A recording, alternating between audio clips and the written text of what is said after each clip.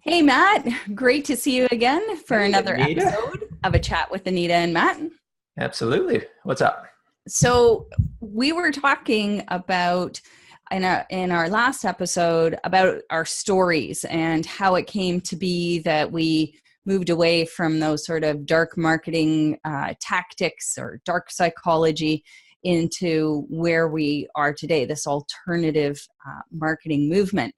And I was reading a book, actually. First of all, I heard a podcast by Douglas Vigliotti, and he was interviewing a man called Steve Sims. Now, Steve Sims is a remarkable guy. What he does is he provides experiences for the ultra rich. He's told stories about how he managed to get a table of six under the statue of David and to be serenaded by Andrea Bocelli. Sorry if I butchered that. To taking some guy on a James Bond weekend, complete with guns, girls, abductions, and everything else. So this guy plays with the ultra rich. This is what he does, makes their dreams come true.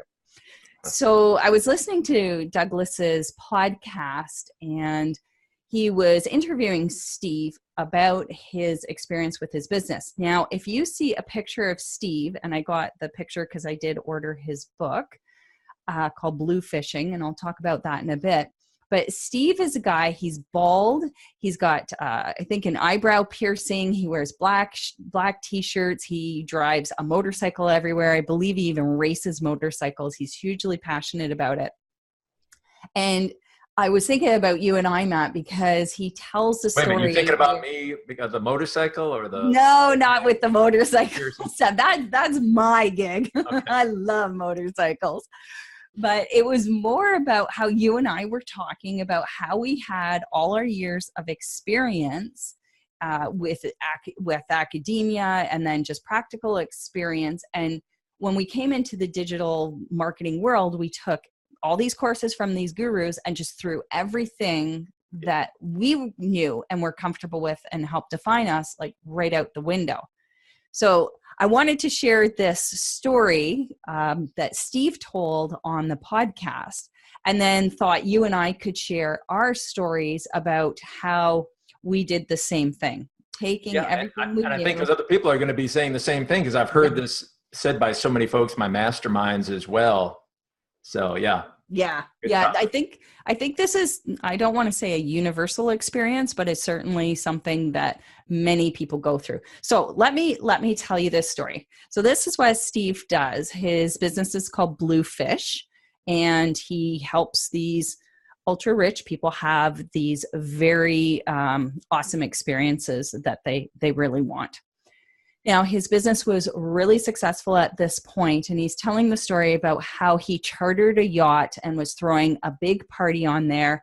He's in, he had decided at this time, right around that time, that his look of, the piercings and the black shirt and the motorcycles just wasn't working. So at this party, he had changed his appearance. He had gone from wearing that outfit that really defined him and he felt most comfortable with to wearing tailored suits. And he said he bought a Ferrari and was driving this. And he said his business actually got even bigger once he changed his appearance.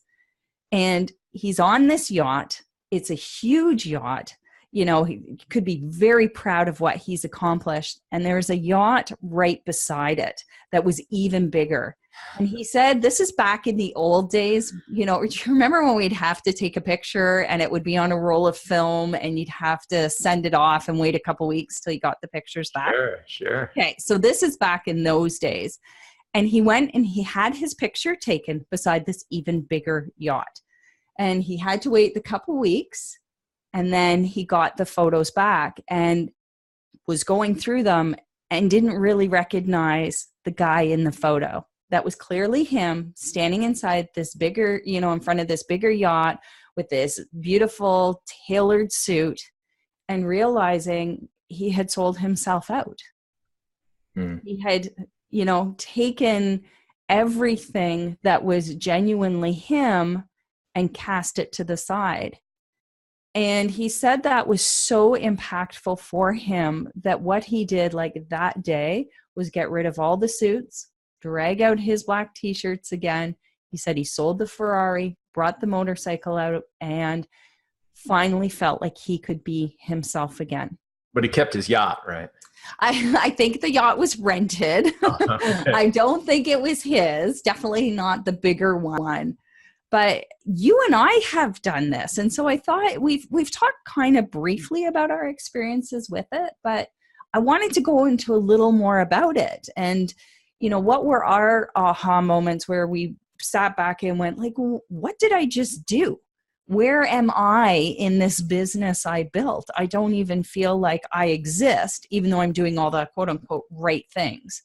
So that's why I raised this. I thought we could talk about this so other people can relate. And then also, you know, as we talk about what changed for us, that they can also see themselves perhaps there if they've been through the journey or if they're approaching that journey. What do you say? Yeah. I mean, especially for professionals, for, you know, folks that have been in other businesses like you and I have, and, you know, and we might have similar stories in that way. You know, for my part, you know, I was a former university professor, and I ran a national lab back in the 1990s. And then during the internet boom, the first one, everyone was doing startups, and I left higher education and started up a company. And it was, you know, really successful. I had a lot of fun. It was helping a lot of people, and ran that for about 10 or 12 years, sold it for a lot of money, and didn't do anything for a while, and then got into this online marketing thing. And that was the mistake. What you're saying resonates with me, because I forgot my past in a sense, because I got into the online marketing, and you're told by the gurus, well, this is how you do it. Here's the formula, and here's the method that you use. And you just follow these steps and you do what everybody else does. And I did that. I bought the courses and the platforms and watched all the webinars. I mean, I was on so many lists. I used to keep track of it. It makes me cry looking back on it now.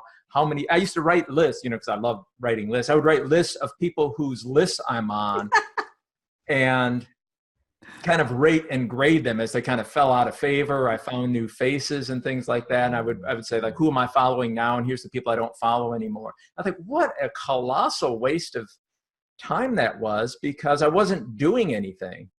You know, I was just watching everybody else do their things, and I'm buying all their platforms, and I'm just noodling around here. And I just kind of lost sight of how you actually help people, like how I was running a business before, because at our peak, and we were selling over $1 million of services, which was pretty good for a small company that we were, but we were doing it by helping people, by solving their problems, by getting them to trust us. And then I moved into online marketing and kind of left that all behind. I forgot about it. I just thought, well, these online marketing gurus must really know what they're talking about. They don't talk about trust much, and they don't talk about long-term relationships and all the stuff that goes into selling. It was all about how to get leads, how to get eyeballs, how to attract people. And so in a way, I did the same thing as your friend there, kind of threw away what I knew. And it was only recently that I kind of turned back around to kind of get back into that mindset of helping people and building that trust and doing it the right way, so that you can make a business out of that. Yeah. So I'm going to tell my story just like you did, the beginning part, and then we can chat about how we did that turnaround. Like, because everybody has that moment, like Steve did in that story, where you go like, whoa, what am I doing here? Mm-hmm. So for me, it was very similar. I came from academia, worked there for 14 years in research, and was laid off because of government funding cuts, very common in the university setting when you're in research. I'd had previous businesses and really enjoyed them. They'd always been an avocation for me. So now I was like, okay, I'm going to jump in and make this full time. Same thing. I bought courses, and it was actually Douglas and I were talking, and he had mentioned that these are quote unquote franchise courses. And it just so describes my experience, because I would take each course, and because they were built on that person's philosophies, values, beliefs, they were baked into their methods or their steps. So I would take one course and I would do everything like the dutiful student I was, go through and then build the business. And at the end, I essentially had their business. And then I take another course and I would do the same thing. And sometimes they would be in contrast to the course I had just taken in terms of their values and beliefs that were baked in. And I have some confusion, but I was like, oh, but I'm moving up, right? Things are getting better because now I'm in this course. And I had built a course in, I think it was last year, so about a year ago or so. And this was the last one. I had closed my Facebook ad agency. I wasn't really feeling comfortable with Facebook, and I wanted to move off the platform and go back to my roots, like you, Matt, right? I taught in the university. I really enjoyed teaching people. And so I was like, I'm going to build this course. So there's a really popular digital marketer. I took her course. I built it. And it was interesting because I was really struggling to sell it. And I enjoy selling. I have no problems with it. It's something that I'm very comfortable with. And I'm like, what is going on here that I can't even sell my own course that I created? I should be very proud of it. And over the last few months, I realized what I had done by buying this franchise course was I had built a course that was hers, just with my content. Mm-hmm.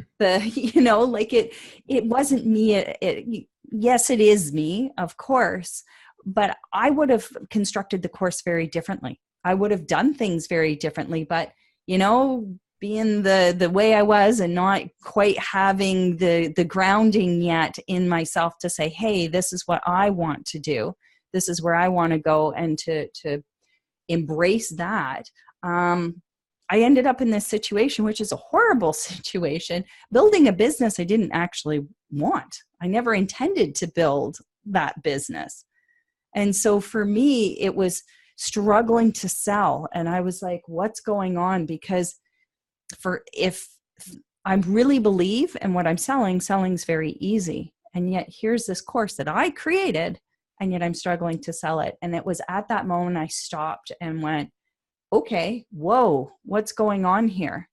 And I realized I had built her course, her business, not mine. And painful part, of course, was realizing that. And then now what am I going to do about it? So I'm going to stop my story there and let you go back, Matt, and fill in for you. What was your aha moment? Like Steve's was getting that photo back and seeing himself there. What was your aha moment? Well, I'll do that. Let me say something about those courses, though, because that's sure. So tempting, because that's how you're told by the gurus, like, here's how you teach a course. And this online course business is really interesting to me because I was evaluating online courses in the 1990s. We didn't call them online courses. It was called distance learning. Oh, yeah, that's what they called it. And then they changed it to e-learning at the turn of the century. So everything was e-learning. And now it's, of course, online courses. But so, I mean, I have quite a history of watching this. And of course, you and I have taught in the classroom as well. But I think this is going to be a big issue for professionals, for others who are coming from teaching backgrounds. They've been trainers or coaches, and now they step into the online world. And now they're being told, well, here's how you set up your course. And you're like, really? I said, rule number one in psychology, people are different. Students are different. People learn in different ways. And so for these folks to come and say, well, here's how you set up your course, and here's how you sell your course, I just shake my head. Like, it doesn't make any sense. It's another one of those aha moments. You're like, here's people who haven't taught I mean, I'll use my experience. The largest I ever taught in front was at Purdue. I taught 524 students. Wow. It was like totally frightening. But then I taught my own course. It was 213. I remember those numbers because of the vast numbers of folks out there. It's really daunting to see that many faces out there. 213 students. Yeah. And of course, I got smaller students. I got a little smart and cut them down to 60 or 70 students. But folks feel like they can just put on an online course and have 200 or 300 students. That takes a lot to manage, and not like having 200 people in front of you, but there's still it's the concerns of 200 students. And I don't think any of that's taken into account. They're like, oh, well, here's how you do it. You just put out a course. And what you just said about franchise course really hits me, because so many of these gurus have put out courses from 6 years ago, and they're still online, and people are still buying those courses. So courses like how to do your webinar, how to do an online course, that stuff is ancient now. It's so outdated, but it's still up there. It's still, kicking off revenue. So not a lot of that's been updated. So just a real danger for folks buying online courses is realize some of this stuff might be 2, 3, 5, 7 years old. It's not updated like you would do if you were actually teaching your students. You'd be updating your material. It's kind of like the old professors we used to joke about, using their yellowed notes and their overheads that they've used for years and years. And you're like, oh, what a terrible professor. Like he hasn't updated his stuff in 20 years. It's like, that's what they're doing here in the online marketing world. It's like the online equivalent. Yeah, they sure are. I'd love to get into, we can certainly do another talk on this whole concept of franchise courses. Like I said, when he said that phrase, I was like, oh, it so perfectly summed up my whole experience. So let's get back, Matt, because we're leaving these folks hanging. Oh, back to the beginning. What was your moment? I guess the moment was when I realized, as a psychologist who has taught psychology for a career, seeing that the online gurus are using influence tactics. They're using psychology, which makes sense because psychology works. How do you sell something? Psychology. How do you influence people? Through psychology. But they were using it incorrectly. Like as I'm watching this, I'm like, how can this work? Like, psychology is a lot of cause and effect. You do these sorts of things, and most people tend to do these sorts of things. It's almost cause and effect. Yet they're saying getting results. And I'm like, how can you get results? The scarcity and the urgency and the reciprocity, and here's the formulas you use. And I'm like, how are they making, and I couldn't figure out how they could make this work until I started talking to some folks who are in the inner circles of some of these same gurus. And they let me in on the dirty little secret.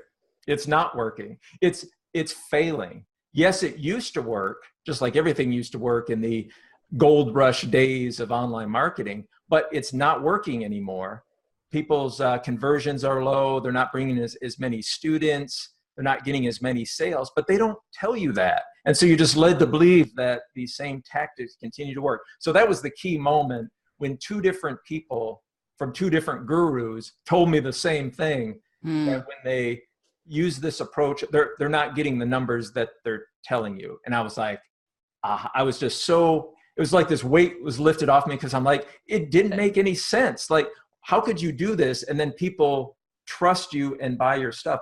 The one key one, I think I mentioned this in an earlier episode, was the notion of asking people, pressuring people in the last hour before your cart closes. They say, absolutely, you got to send an email to people in the last hour. That is so critical. If you don't do that, that's where like 50% of your sales comes in that last hour.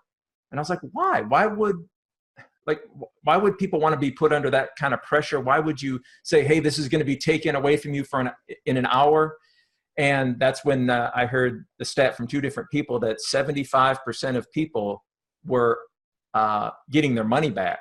75% of the people who bought in that last hour wanted a refund within 30 days. And I was like, yes, that's exactly what should happen. When you put people under that incredible stress and say, you got to buy this now or lose it forever, they'll buy it and then they'll get their money back. They'll say, yeah, buyer's remorse. So then it started to cascade. Then it was like the emperor's new clothes. And I was like, okay, I'm not the crazy one here. Yeah. Spent a life in psychology, and now suddenly psychology has changed. Psychology has remained the same. It was just the people hawking it weren't telling the full story.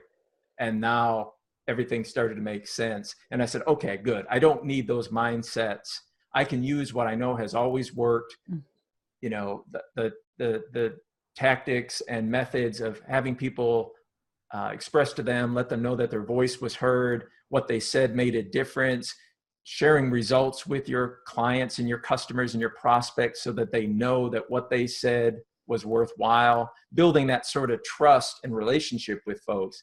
That's how you get them to listen to you. And that's how you get them to listen long enough that they can decide whether what you have to sell is something that can help them. So that was a key moment for me, that little revelation of the data. And same thing, like to actually take what you'd been doing up to that point and just turning it, 90 degrees another direction versus continuing on the path you were on. Am I correct? It totally shifted everything for you. Yeah. Because now I stopped, buying the courses and the methods, and because I was trying to figure out why this would work. And of course I'm trying it myself and it's failing. And so it was really discouraging to have gone from the success that I had in a couple of different businesses and in my earlier career to like now suddenly I can't get any attention. I can't get people to realize, stop long enough to see if I have a solution for you. It just wasn't working.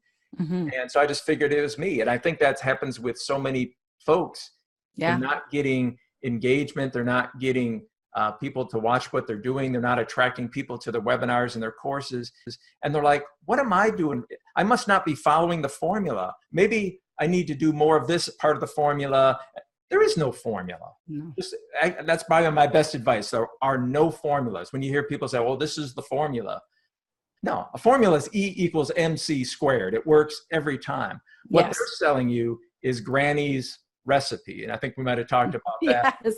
You ask them, well, how did Granny make her cookies? Oh, she mixed in like 3 parts flour and some lard and, some fresh eggs off the, and they're just like, they don't know. They just like, Granny did something and she makes these awesome cookies. And now you try to make Granny's cookies and you're missing something, and they're like, no, this is Granny's formula. 2 eggs, 2 teaspoons baking soda, but it's not. It's a wild guess at what Granny did. And then we all follow. We're just chasing our tails around, trying to find these formulas. So throw out the formulas and just, it comes down to trust. How do you get people to trust you? You're open and honest and say, look, I have something I think can help you. Here it is. Yeah. I think this can help you. For a lot of people, it'll be no. But there will be some people that this is really going to help. It's going to be a revelation. You're going to save them time and money and make them feel better and be less stressful. And that's your people. And you attract your people. So of course, there's much more to it, but it's just trying to get away from all you have to do is follow this formula and put your videos in this order and make sure your social media icons are here and make sure your social proof is here. The drill. I think a lot of people know the drill. Wasting time. And again, like to talk about this, like there's so much we can unpack, and it's exciting actually to be able to have this forum to talk about it. But my experience was similar to yours, Matt. I bought all these courses and took them, and like I said, dutiful student, went through step by step and would get excited. And I come out with this product and be like, okay, now what? Nothing's happening. And, in the early days, I didn't know any better. I just knew that I wasn't comfortable. So I would jump into the next course because that hadn't quote unquote worked. And so I would get another course and do that. And it was this last one I built where I just couldn't sell it. And I was listening to somebody talk, and they had mentioned about building a brand around your name. And I hadn't done that up to this point. And so in listening to that, it was the same thing. It was like, bing, light bulbs went off. I realized I had boxed myself in with that course and that business I had built. Yes, it reflected parts of me, but I didn't have the flexibility because, again, it was built on this guru's values and beliefs and her audience, and there, it's not the same as mine. And it was liberating and devastating all in the same moment, where you're kind of like, woohoo, you had mentioned the weight being lifted off. And at the same time, I was also like, it's so awful that I had gone so far off course that I had lost kind of who I was. So that was it for me, was deciding then I'm going to, work with what I had created there, build a brand around my name so that I can own it. It's all mine. It is going the direction I want to go. And like you, Matt, I don't buy those franchise courses anymore. They're done. It was just like all of a sudden I see them coming through my inbox and I'm not interested. I've unsubscribed from the list. I was never quite as devoted as you were, where you were writing them out and ranking them. But I had many, and I unsubscribed from all of them. I think I get 3 different ones now, and that is it. It is simple. The biggest thing, though, is how good I feel. I think that's it. Like you had mentioned earlier, how many times did I think there was something wrong with the way I was doing things because of the apparent success of all these other people through testimonials and their students and videos and all of that? I'm thinking, you know what? There's something wrong with me. I must not be doing this correctly. No, I did, but Granny's recipe perhaps was missing, I don't know, baking powder instead of baking soda, eggs, and then maybe it needed some salt, but in this quantity. So that was it. That was my moment. And I've now built my brand around my name, and it much more reflects who I am. And I feel very comfortable in it. And I love that I built that other business, but it's a small part of who I am. And it limited me. There's nothing worse than building a business you didn't intend to build. And then, what do you do? What do you do? So that was it for me. And this is why Matt, you and I ironically met in the Facebook group of one of those franchise courses. That's right. That's right. We met there, but both of us got together and started talking because we had similar stories. And but now that same attitude, right? Because I came to you like, how can this work? And you're like, it's not working for me. I'm like, well, it's not working for me either. And yep. And that's when this starts, I think, with a lot of folks I've talked to. Is like when they finally get together in their masterminds or in their discussion groups, and then no one wants to admit it, but they're like, that doesn't make any, well, it didn't make any sense. It didn't work for me. And then all of a sudden, boom, then they all realize, whoa, we all bought something that didn't work. Yeah. And I think for me, the biggest thing is now that I fully am owning who I am, what I want, the types of customers and clients I want, now it's going to sound strange, but it's almost effortless now to be able to talk with people, to reach out to, if you want to call it selling, because I guess at the end of the day, that's what it is, but it's easy now because it's fully mine and I stand behind it and I know I can help people and provide the solutions they need. Whereas with that course, well, it might or it might not, because again, it was her course, my content, not at all how I would do it. So this has been a really exciting experience, but boy, devastating when I was like, okay, so I just spent X number of thousands of dollars and probably hundreds of hours to build this. Now what? Now what do I do with it? Yeah. Yeah. And it's, I don't know, that this kind of reminded me of that. I'm kind of getting back to my roots now. I think I told you about Champaign University. Yep. And that's where I've been this past couple of months is bring it back to something I know. I'm comfortable with higher education, university. And so I think of things so I have a set of students who have bought a course. And so I consider them my bachelor's students. My undergrads are there. And then I have students that I've worked with very closely. Those are my master's students. And there's a couple of them that have done really well and they've moved on, and like they know the techniques that I teach and the psychology as I teach it. It's almost like they're my PhD students. And folks like you know, would definitely be adjunct faculty who can speak to students rather than just going out like, oh, I'm going to get affiliates, I'm going to get JV partners. It's like, no, I'm really careful about who talks to my students. Yes. It's kind of a vetting process, just like you would have at a university. So that's my imagery, and that's my thing, and that's helped me focus so I don't get, you know, wandering off, because there's so many. I mean, you can really just get bowled over with your email and, you know, getting the opt-ins. You're like, oh, there's a cool little pamphlet or top 10 ways of doing this, or the 5 easiest, whatever. And then you're on somebody's list, and then they're pelting you with stuff.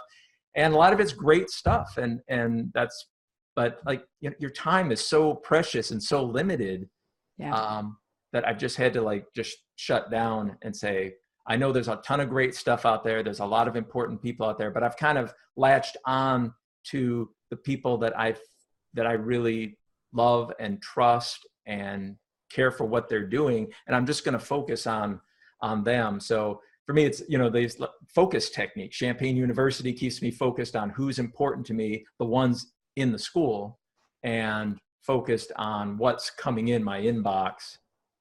And that's been helpful for me. I don't know. Yeah. If, well, it's been the same here. And I just find it interesting. I remember you were talking about Champaign University, and that just so rings true for me too. Yeah, I created this course and it was great, but it's just a course that sits there. What I like is the personal interaction. So I've taken that and now I'm doing live workshops. I love be able to interact, like you said, in the former classroom environment where you'd have all these eyes staring back at you while you were, you know, teaching them. That's what I love to do. So I did the same thing, went back to my roots, something I felt so comfortable doing and enjoy doing. I think that's the bigger bit. It's something that really feels good and I enjoy it. So therefore I want to do it. And that was it for me, was the workshops. And then later on working one-on-one with people. But I think that that's the biggest challenge of all, is kind of filtering out the noise. Like you said, even with your inbox, you know, protecting it and saying, I'm only letting these people in. It's filtering out all of those messages and this course and that person, you know, sending me this and that and the other, and just going, what do I really want? Who do I want to attract as my ideal customers or clients? What kind of business do I want to build? Just like that, you know, Steve Sims, he said that day he took his Ferrari and he sold it. He took his tailored suits and got rid of them. Went back to his uniform, I think, of a black t-shirt and jeans and boots. That's where he feels most comfortable. And his business is still doing very well. He didn't need to sell himself out in order to make the money. And it's the same here. It's almost like night and day. I don't need to push and fret and freak out about, you know, am I doing it right this way, that way, this way, that way? I can just say, this is what I'm doing. This is where I feel most comfortable. These are the people that I want to work with. Okay, let's go find them. And it's become so much simpler and easier. Yeah, maybe it's just remind me next time we talk, tell you about my legendary mastermind. Oh, okay. Okay. Very much related to this, intrigued. to this topic. But it's the same sort of thing as this focus. And maybe for some people, all it takes is just stepping away for a weekend and just, you know, focus on those sorts of things, like, who do I want to influence me? You know, they always say you're the sum of the 5 people that you know, your 5 friends, or the 5 people you spend the most time with. Like, who do I want to spend my limited time with? And what is it that I really want to teach the world? What is it, if I died tomorrow, would be lost forever? What is it that I know personally, based on my own knowledge and expertise and skills and experience? There's something I know that I bet not an awful lot of other people know. And if I took that with me, you know, what would be lost? And just focus on some of these big questions. There's a guy named Keith Cunningham who's a great source for that, because he asks the big questions and he promotes like thinking time. And I try to do that just because I love to do it. I love just sit in a chair, Yeah, me too. coffee, notepad, and it's big thinking time. But it's not wasting time. That is really some important time to sit there. And if you can do that, if you had time to do it on a weekend or just take a half a day or something, a lot of this other stuff will just melt away. Yeah. Because once you're done with it, and then you come back to your computer and you're sitting there messing around with the glitches in your email platforms and my Facebook ads this and my integrations I got to set up. It's so small. It's such minutia. When the bigger thing is that who can you help and what's the big picture that you want to give? So I don't know, that's my advice. Just do some thinking time about some serious questions. It'd be really worthwhile. Yeah, and I fully agree. That's what I did. I sat down and took in quiet time where it was just me. I've heard people actually going, if you have a really busy house, that they've gone to a hotel and sat there, or if there's, places like coffee shops and stuff like that, they're too busy. It really needs to be a quiet environment to really just push all of that out and introspectively look. And those questions, Matt, I think are fantastic, because I did the same thing. I sat down, I think over a weekend, and asked, what did I want? I had taken all these courses. I think I had built 3 or 4 different businesses in that time. And yet I still wasn't satisfied with what I was building because it wasn't reflective of me. And since doing that, I swear it's been a massive change. And like you said, it becomes easier. It just becomes easier because now you are the one who's, driving the car or the boat or whatever you want to use as your analogy, but you are the one pushing forward. And I think that that's the biggest thing. I knew what I wanted to offer, and sort of the how I wanted to do it, it became simple. Workshops and then consulting. Done. And since I have simplified it, it really has become a lovely process. I'm enjoying it now versus the hustle, grind that I was doing before. Because again, I was buying these courses and they were telling me to do it that way. So I was doing it and I hated it. Absolutely hated it. Yeah. Yeah. Any last thoughts, Matt? Yeah. Let me give a couple of thoughts, and you might be able to hear the piano in the background. As you know, I homeschool our kids, and no, I don't hear them. Lessons time. No. So yeah, go ahead. Little theme. I guess the two things are not to put so much pressure on yourself, because so much I hear it just gets me stressful when people talk about what's your zone of genius, what do you want to do with your life, what's your mission, and you're like, I don't know. I think it was Harv Eker who said, the question is not these big things like what are you going to do with it. It's like, what's next? Yeah. Like, what do you want to do next? Because you can always change it. Yes. And people talk about seasons. Think about in terms of season. This season, I'm going to work on this, or this season is the time I spend on that. So if you take it a little shorter term, and your big thinking time doesn't have to be, okay, I got to make all the right decisions now because this is how I'm going to spend. No, just how are you going to spend the next 3 months? That's a season. What are you going to do next? To me, it just kind of removes the stress and makes thinking time much more enjoyable. But focus on those questions of, if you're on your own and you had to do this, maybe if it's just you and a piece of paper, how could you, get your message out there? Who could you help? Yeah. What would you help them with? How can you make people's lives better and richer and healthier? And what's that one thing that you can do that you think most people can't do? Your superpower, some call it. Okay, that's a good place to start. Yeah, and I'm going to add to that. For me, it was actually somebody had suggested sit down and write what your day would look like in this business you're creating. What kind of day do you want to have? And it wasn't just a day, but it was like, so here, I'll give an example. For myself, I have 2 kids and I share 50-50 custody with their dad. So for me, I want to have a business where in the evenings and weekends I have the kids that I can devote myself to them. I don't want to be working late and booking meetings into the evening when I only see them every other week. But on the weeks when I don't have them, I have more flexibility. That was really a critical point for me. So I wrote that down. I also don't want a business where I have 40 employees. I'm not interested. At most, maybe 5. 3 to 5, I think, would be maximum for the business I want to create. And that's what really got me started. Well, if I want this type of business, then I'm likely not going to be building a whole bunch of products and, having all these big launches and different things like that, because it doesn't fit with the type of life I want.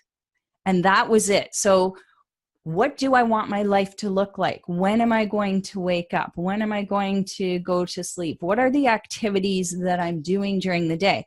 Like, one thing that I love, if you can't tell already, is blah, blah, blah. I love to talk to people.